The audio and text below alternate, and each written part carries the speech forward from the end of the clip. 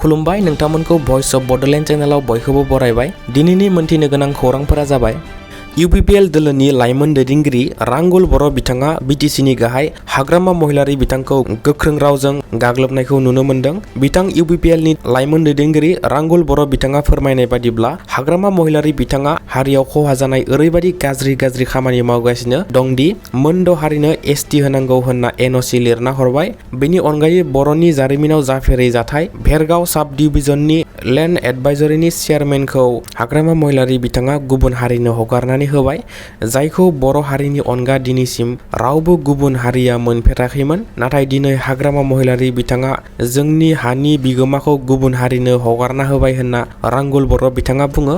BTCनि बावखुंग्रि बियाबखौबो हाग्रामा महिलारी बिथाङा राजबंशी हारिनि सुबुंनो हगारना होबाय आरो जाय सुबुंनो केन्डिडेट होदों बे सुबुङा BTRनि थागिबिबो नङा। हाग्रामा महिलारी बिथाङा BTRनि बाहेरनि सुबुंफोरखौ लाबोनानै MCLA खालामगासिनो दं होनना बिथाङा फोरमायो। बेनि अनगायैबो हाग्रामा महिलारी बिथांनि प्रेस एडभाइजराबो गुबुन हारिनि सुबुंसो होनना बिथाङा बुङो। बेजों लोगोसे बर' हारिनि सोमावसारनाया जेबो ओंथि गैयै जालांगासिनो दं होनना बिथाङा बुङो। हाग्रामा महिलारी बिथाङा नखर राजखान्थि खालामगासिनो, जायनि थाखाय सुद्द कुमार बसुमतारी, जाय सासे BTC एकर्डनि सागानगिरि, बिथांनोनो टिकेट होआसै आरो बड'फा उपेन्द्रनाथ ब्रह्म बिथांजों खामानि मावबोनाय प्रमिला रानी ब्रह्म बिथांनोबो टिकेट होआसै। नाथाय बिसोरबादि दैदेनगिरिखौ हाग्रामा महिलारी बिथाङा नेवसिनानै गावनि नखरनि सोद्रोमा बिसि आरो बिबोनांफोरखौल' MLA मिनिस्टार बानायनो नागिरदों होनना रांगुल बर' बिथाङा बुङो।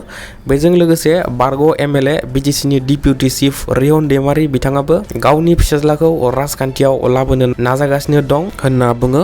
रिहन दैमारी बिथांनि फिसाज्लाया EMबो नङा, MCLAबो नङा, MLAबो नङा। नाथाय रिहन दैमारी बिथांनियाव माबा मोनसे खामानिनि एप्रुभेलनि थाखाय थाङोब्ला रिहन दैमारी बिथांनि फिसाज्लाखौसो लोगो हमनांगौ जायो होनना UPPL दोलोनि लाइमोन दैदेनगिरि रांगुल बर' बिथाङा गोख्रों रावजों सोंखारियो।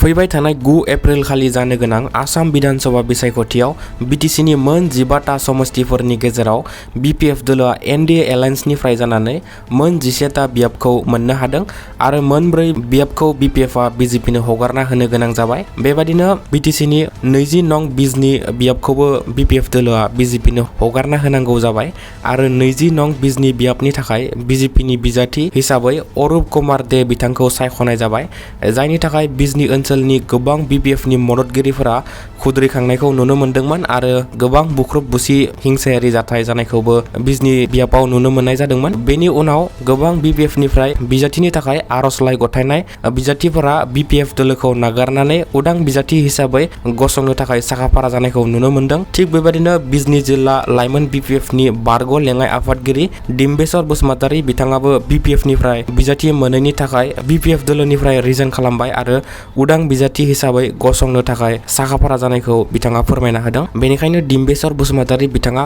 उदां बिजाथि हिसाबै बिजनि बियाबनिफ्राय गेलेनो दिनै बिजाथिलाइ एबा नमिनेशन फाइलखौ गथायगोन होनना बिथाङा फोरमायना होदों। बेनिखायनो गासै बिजनि जिल्लानि रायजो राजाखौ BJPनि अरुप कुमार दे आरो UPPLनो भट होआबालानो उदां बिजाथि बिथां डिम्बेश्वर बसुमतारीनो भट होनो थाखाय बिथाङा खावलायो। दिनैनि समाव हाग्रामा महिलारी बिथांनि BPF दोलोआ गैला। हाग्रामा महिलारी बिथांनि BPF दोलोआ दिनैनि समाव NDA सो जाबाय। बे बाथ्राखौ बुंदों BTRनि बारग' EM रनजित बसुमतारी बिथाङा। दासान्दि हाग्रामा महिलारी बिथांनि BPF सोरखारखौ बिथां बारग' EM रनजित बसुमतारी बिथाङा 10% मादाव 2% होगोन होनना बुंदों आरो थांनाय UPPLनि 5 बोसोरनि सोरखारखौ 10% मादाव 7% होगोन होनना बिथाङा बुङो। UPPL दोलोनि सोरखारनि समावबो गोबां गेना गोरोन्थि जालांदों, बेनिखायनो 7% होदों होनना बिथाङा बुङो। थांनाय 5 बोसोराव प्रमद बर' बिथांनि दैदेननाय UPPL सोरखारा बड'लेण्ड मोननो थाखाय गुबुन हारिनि मदद मोननायनि सिस्टेमजों खामानि मावबोगासिनो दंमोन होनना बिथाङा फोरमायो। बेनि उनाव BPF सोरखार फैनाय लोगो लोगो बर' आरो सावताल आरो बर' आरो मुस्लिमफोरनि गेजेराव गोदो जाबोनाय जाथायफोरा जाफिननो नागिरदों होनना बारग' EM रनजित बसुमतारी एबा BR फेरेंगा बिथाङा बुङो। हाग्रामा महिलारी बिथाङा मासे हाथाय गैयै मोसा जायनि थाखाय 28टा सीट देरहासेयावबो बीजेपीजों एलायन्स जानो गोनां जादों। बेनिखायनो हाग्रामा महिलारी बिथांखौ जों थार मोसा होननानै माब्लाबाबो साना, नाथाय हाथाय गैयै मोसा होननासो जों सानो होनना UPPL दोलोनि मिरु आइजो गांखंनि लोगो आफादगिरि मारियान टप बिथाङा बुङो।